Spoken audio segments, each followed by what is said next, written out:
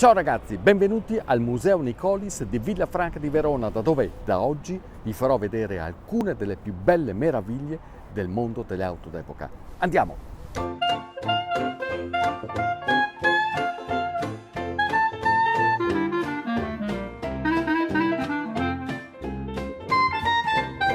Questa è la parte del museo dedicata agli albori del motore a scoppio e in particolare al professore Enrico Bernardi, un professore padovano che dedicò gran parte della sua vita a sviluppare questo motore che sarà poi destinato a cambiare radicalmente il volto del trasporto in tutto il mondo.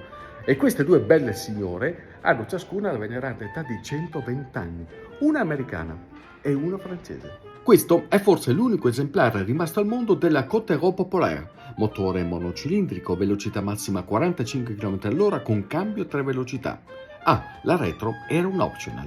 Si lasciava ammirare per le finiture raffinate notturne e per molti particolari eleganti che la rendevano di fatto una vettura di lusso. E il kit da viaggio era l'optional.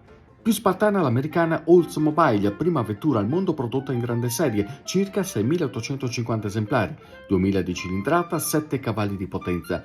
La fisionomia ricorda una carrozza per cavalli e infatti nella parte anteriore erano posizionati gli attacchi. Curioso inoltre il cesto laterale a portaombrelli che nelle carrozze conteneva il frustino per i cavalli. Gli americani, più pratici, o forse ci sono arrivati dopo, usavano la leva. Modelli molto diversi ma accomunati da un aspetto: nessuna delle due aveva il parabrezza.